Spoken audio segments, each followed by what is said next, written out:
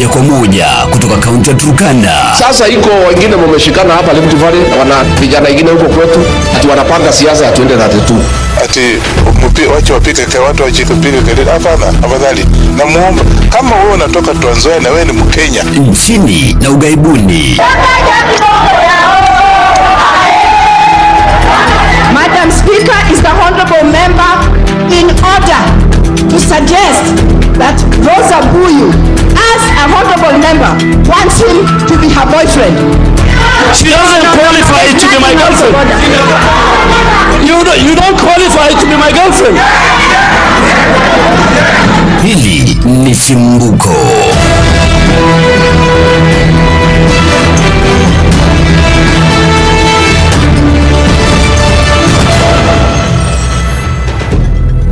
Hii ni Chimbuko la Ejok FM na Shadrack Serem. Hujambo ulipo msikilizaji wetu wa Ejok FM, ni matumaini yangu kwa ubuheri wa afya popote ulipo, ikiwa ni tarehe 27 Juni mwaka wa 2025, na karibu katika Chimbuko letu la awamu ya sasa. Jina langu ni Shadrack Serem.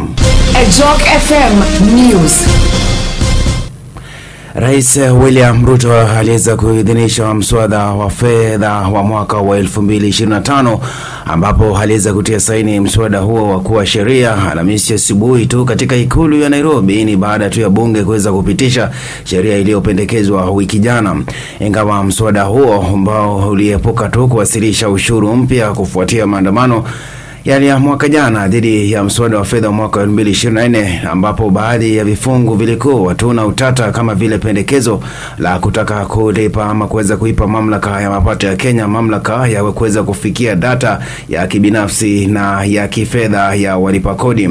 Katibu wa baraza la mawaziri na hazina John Mbadi aliweza kuwasilisha bajeti ya shilingi trilioni 4.2 ya mwaka wa 2025 na 26 bungeni mapema mwezi huu, na wizara yake inatarajia kuweza kukusanya hadi shilingi bilioni 30 katika mapato ya ziada kutoka kwa mswada wa fedha wa mwaka huu. Wakati huo Ruto pia aliweza kutia saini mswada ambao uliweza kuomba uidhinishaji wa mwaka wa 2025 kuweza kuruhusu hazina za kuweza kuchukua shilingi trilioni 1.88 kutoka kwa hazina ya pamoja kwa mwaka wa fedha ama mwaka wa fedha ya mwaka 2025 na 26. Mswada huo pia unaweza kuruhusu wizara na idara na mashirika kuweza kutumia shilingi bilioni 672 katika matumizi ya msaada kama ilivyoidhinishwa na bunge.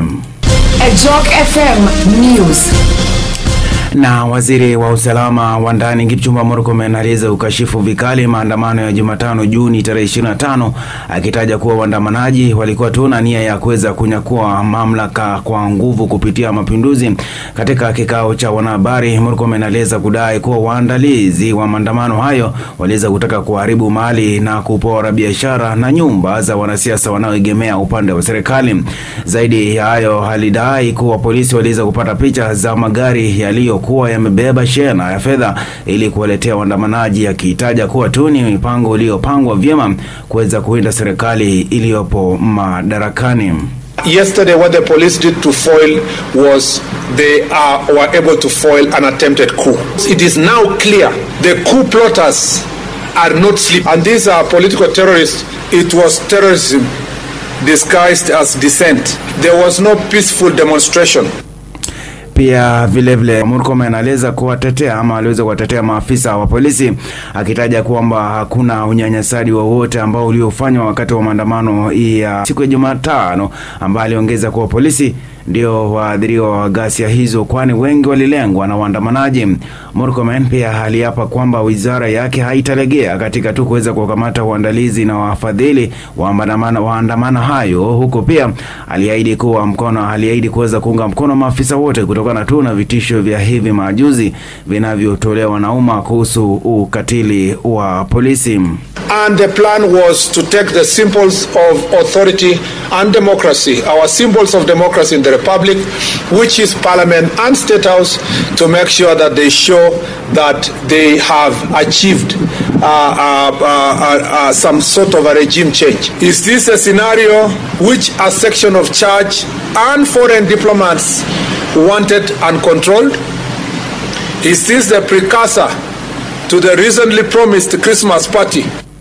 Kulingana na Murkomen tu, baadhi ya mali au vitu vilivyochomwa ni pamoja na vituo vya polisi 5, magari ya polisi 88, magari ya serikali ya kaunti 27 na magari ya kibinafsi 65. Aliweza kutajwa kwa biashara zilipoteza mabilioni, huku kukiwa na mchafuko na uporaji mkubwa uliotokea wakati wa maandamano. Hii ni chimbuko la Ejoke FM na Shadrack Serem. Naibu wa Rais Profesa Kithure Kindiki ameweza kuwalaumu baadhi tu ya viongozi wa kidini, vyombo vya habari na wajumbe wa kigeni kwa maandamano ya siku ya Jumatano ambayo aliweza kusababisha uharibifu mkubwa na kuweza kupoteza tu maisha. Akiweza kuzungumza huko Matungu, kaunti ya Machakos, Kindiki aliweza kushutumu viongozi fulani wa kidini kwa kuweza kuchojea waandamanaji wa vijana wa Gen Z barabarani, akizitaja ghasia hizo kuwa ni za kusikitisha na zisizo na kifani tu, hata kuweza kulinganishwa ama ikiweza kulinganishwa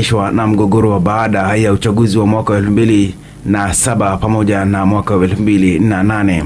Kuna police stations zimechomwa, kuna mahali tumepata ripoti ya kwamba wale wahuni wengine walichoma police station, pia waliiba bunduki na risasi. That shows you all the people who were responsible to inciting and organizing the chaos and mayhem are the target bigger than what was stated to be the target for yesterday's events. The government will never allow what happened in Kenya to ever happen again in our country. Na idadi ya waliofariki kufuatia maandamano ya siku ya Jumatano imeongezeka hadi 15, huku familia za marehemu zikiweza kumiminika katika vyumba vya kuweza kuhifadhia maiti kuweza kuwatafuta wapendwa wao.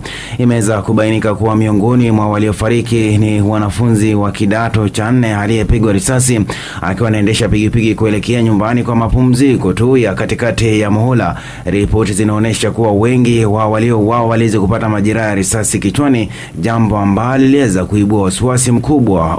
Wacha kutumia tu risasi tafadhali tu, na Mungu tu amuonekanie, amshukie tu, aone wanafanya vibaya, kwa kutulia watoto. Unajua kuna kitu kibaya na kiko uchungu kama mtoto. Niliambia tu askari alitoa pistol. Ndio alisuti mtoto naye. Waache kutuumiza. Waache kuumiza watoto wadogo wenye wangetuzika sisi.